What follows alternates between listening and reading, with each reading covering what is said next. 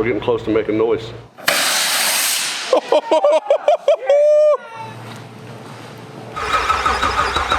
3 fucking days. Find another shop that can do that shit.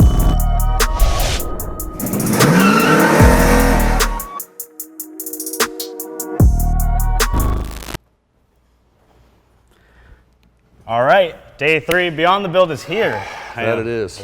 Yesterday was a pretty long day. Had some long parts holds, but heads showed up at what, 2 o'clock? Yeah. And we got the engine back in the car last night, headers in. So not without challenges. Oh yeah, no, we all had our. When you fly across the country and forget your push rod length checking tool. Yeah. Then you have no dial calipers. Yeah, we definitely had some last minute runs to different shops, thanks to JVA and all that stuff for coming in clutch there. Absolutely. But what do you got on the plan for today, Ron? Well, you know, like you said, the long block's in the car. It's fully assembled. We got the headers bolted to it last night. So today is MIGHTYMOUSE catch can, the Whipple 2.9 ROTO-FAB. Hopefully load up a base calibration and fire this car up by the end of the night. Cool. You foresee any challenges? I think today will be pretty smooth. All the parts are here, and everything else is pretty much routine at this point that we go past. We do have to send somebody out to Crower to pick up push rods. But other than that, man, I think it should be pretty smooth sailing. Cool, so just keep you away from a grinding wheel today, and yeah. It should be smooth sailing all the way to the end of the day. I'm going to go back where I belong in the office. All right. And manage some business, and I'll let you grind the bolts. All right, well, let's get back to it. Rock and roll. All right, so Taylor just made a pretty fancy layout of what we got left to do today. So here it is, as you can see. We're going to start at the headers, the plugs, the wires, high side pump, water pump, valve train, valve covers, lower pulley, the blower, the heat exchanger, the throttle body, the intake, PCV overhaul, the exhaust, the fluids, and the body panel. So small little list for today, but we're gonna tackle it.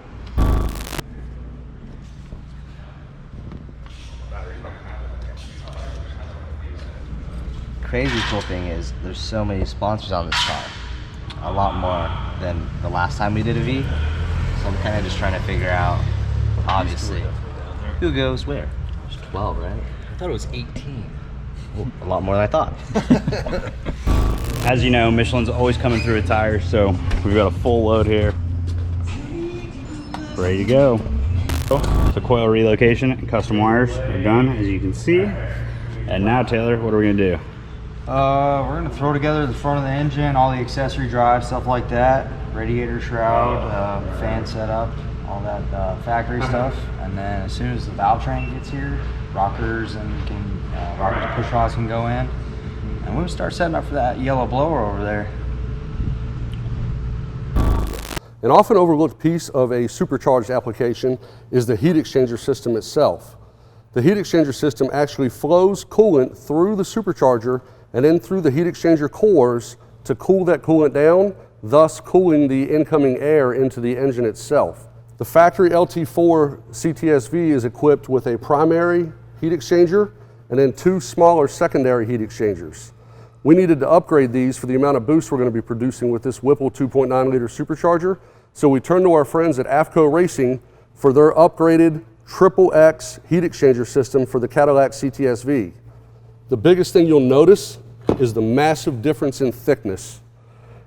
That lends itself to a tremendous added capacity of coolant in the supercharger system, keeping inlet temps in check.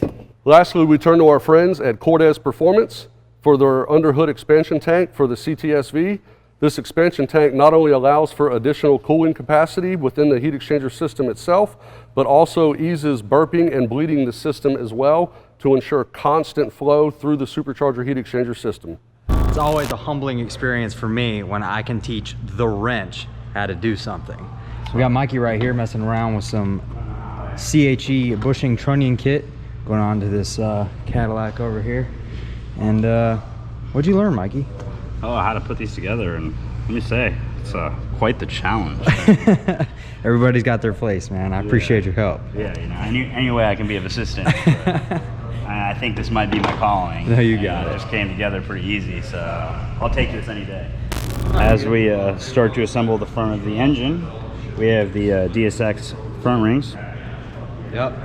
We like bigger's better. More boost makes more power. So we got the 906 and the 945. We're just gonna go ahead and put the 945 on there, and we'll adjust upper pulleys as we see fit.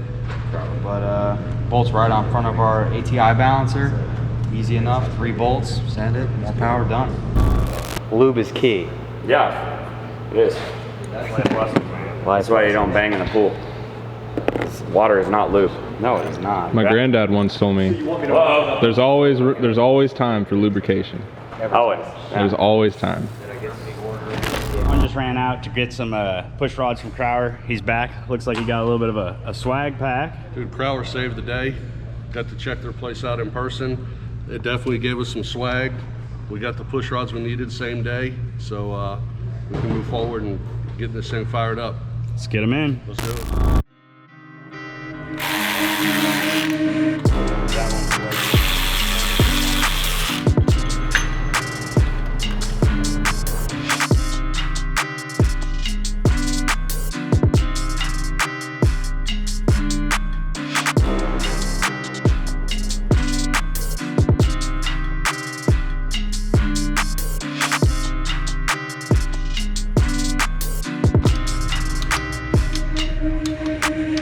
So I'm over here still monkeying around with this with Alex, but I'm gonna go find out what these guys are doing, because, well, looks like it's coming along here.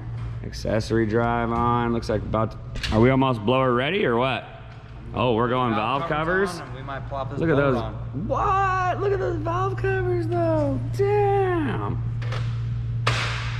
That's pretty cool. I love these. He didn't get the memo though, it's supposed to be yellow, huh? Yeah, I wasn't the guy in charge of that part. I just built it. So we're putting a bumblebee in here. Yeah, I guess. It's still gonna look dope as shit though. All right, good deal.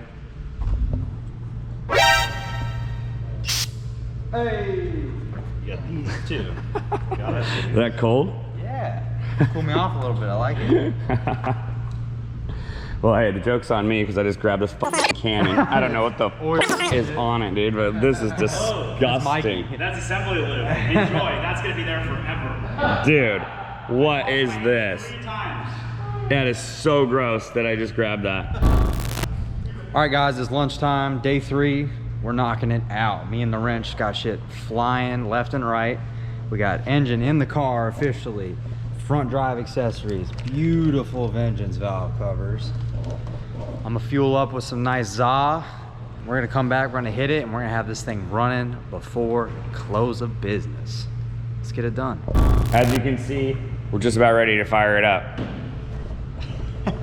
What? What's funny? That's like a baker's dozen, dude. You've said that so many times. I mean, why don't we just turn it over anyways, just to show America, you know, just how this thing works. It's not missing anything at all. No, not at all. Fire it up. So while Taylor's been working up front, I got the 2 back door handles on. They just came back from paint, 0 to 60. Bam. Gonna wait on the fronts until we get it off the rack. But Taylor's up here, he's got the Vengeance valve covers in. Starting to look like a car. What's next? Whipple, baby, Whipple. Whipple time.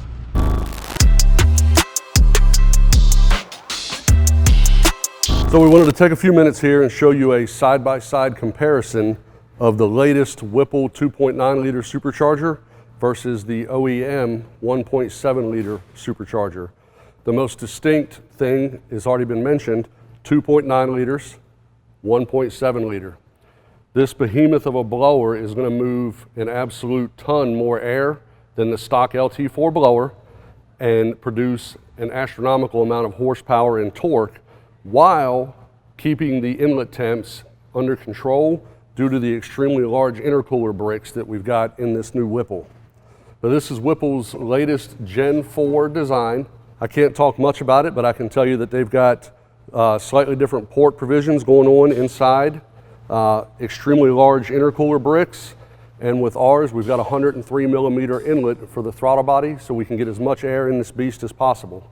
When you look at this to the puny 1.7 liter, you'll understand why we have heating issues with the stock supercharger, why we're replacing it with this big Whipple, and how easy it's going to be to make so much more horsepower with this under the hood.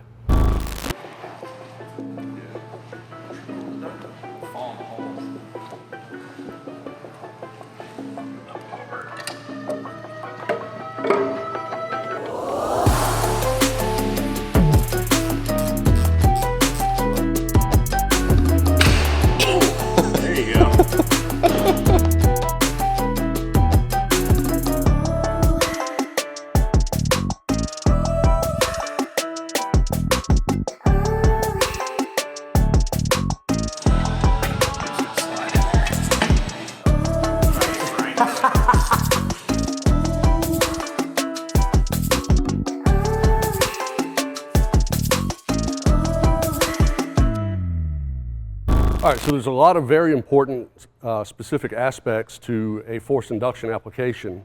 However, when you're working with a positive displacement supercharger, it is extremely crucial. One of the most important things is how much airflow you can get to that supercharger. You got to have an efficient supercharger in place. We do. We've got a Whipple 2.9 liter, but now we've got to feed it. We're going to feed it with this ROTO-FAB Big Gulp cold air induction and this Nick Williams 103 millimeter throttle body. We've got a side-by-side comparison so you can see the stock LT4 cold air with the small filter size that it has and the small inlet for air to get into the intake itself, as well as the tubing to the stock 87 millimeter throttle body versus the ROTO-FAB Big Gulp and that massive 103. We got a full channel of air going to that Whipple 2.9 liter, and we can make all the power we need to make with this in place. Are you ready? All right, camera's in my hand now. Here she is, this bone stock, quote unquote, 2019 GT.R. It definitely isn't stock, but it kind of looks like a sleeper. Stock looking on the outside. No way. Oh my gosh, I was like, are you serious? I'll see. So we'll see. It shifts like it means business for sure.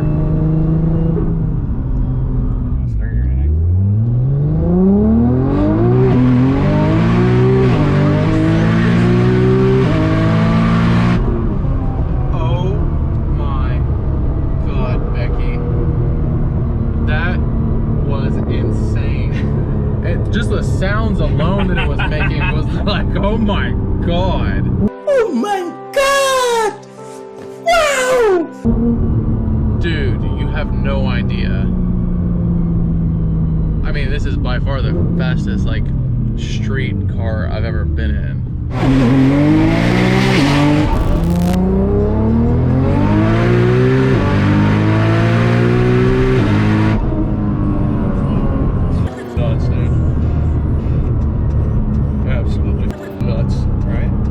Alright guys, starting to look like a real engine bay. Just got the throttle body on, intake's almost in, complete. ROTO-FAB Big Gulp, and we're getting really close. It's about, what time is it, 6 o'clock? And yeah, we're getting close, so hold on tight. Alright, time for another update. It's Friday, what, 7 o'clock? Yeah, we're around there. Yeah, we're getting there. But as we get there, the car is also getting there. So you can see the intake's complete, blower's on. I mean, aside from a hood, this thing's looking pretty buttoned down. And I know we got a couple things left. What do we got? We got to finish the PCV for that sick-ass MIGHTYMOUSE catch can. Check that out. We got all of our heat exchanger stuff routed by the wrench. And then fill everything up with some fluids. I know we got a KOOKS exhaust system to shoot out the back real quick. A few button-up items, and we'll be making some noise. Lots of noise. Yeah, lots of noise. All right, with all this airflow this 2.9 liter Whipple Supercharger is producing, we have to find a way to get it out of the engine. For that, we turn to our good friends at KOOKS Custom Headers and Exhaust. KOOKS supplied us with a 2-inch stainless header system, complete all the way back to the tips of the exhaust. Taking a look side by side here, you can look at the OEM LT4 with the shorty manifold, not very conducive to producing a lot of horsepower, flowing into a 2.5-inch mid pipe with not 2, but 4 catalytic converters, flowing again into a 2.5-inch intermediate pipe out a fairly restrictive rear suitcase, they call it, for a muffler. Side-by-side comparison can tell you that we're going to have no problem at all with the airflow coming out of this engine with this KOOKS system in place, with its high efficiency, mandrel bends, full stainless, and an amazing fitment on this Cadillac CTS-v. Barricade. Alex and I have the right idea here. I need a portrait shot. Yes! Yes! There it is! Yes! Yeah!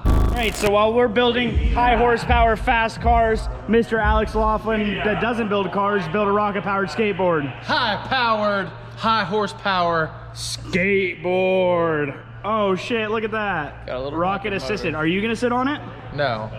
Is Nick gonna sit on it? Nick? I don't think anybody should sit on it. Unfortunately, probably, yeah. We should do... Charlie's gonna sit on it. I'll sit on it. I don't think it'll go anywhere.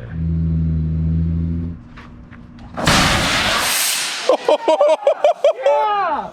Yeah! Yes! That was What epic. was Hey, that? Hey, Nick's going for a ride next time. that Reload. was awesome. All right, so we still got a few things to button up, but it's not anything that's gonna stop us from starting it. So first things first, before we get too far in buttoning up the rest of the car, we're gonna fire it up, make sure everything's good, check for leaks, any little finishing touches, anything we might need to fix. And yeah, it's about time to hear this thing purr to life. Ron's in here loading a base map, and once that's ready to go, we're gonna fire it.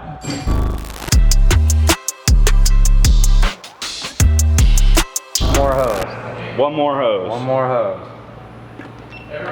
So now we can actually say we're about to crank it up. Yeah. Let's go.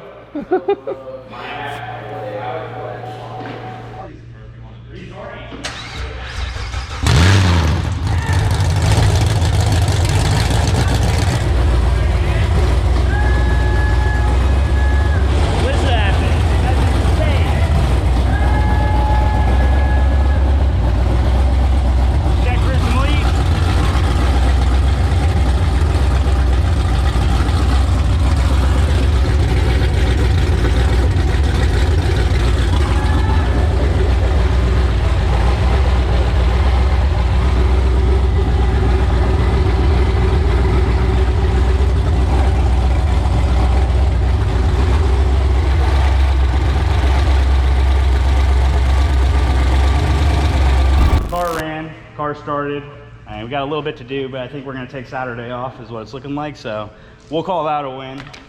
Caught it, they can all suck my... But back to our wrap up. What do you think, Taylor? You called today a win? Yeah, it ran. Yeah. We got a few button-up items. Front bumper's got to go back on. A few zip ties here and there. A little bit Pretty of much just R&R. like housekeeping issues. Fluids, yeah. We'll get her button in. Yeah. Appreciate you, man. Thanks. Yeah. See you guys later.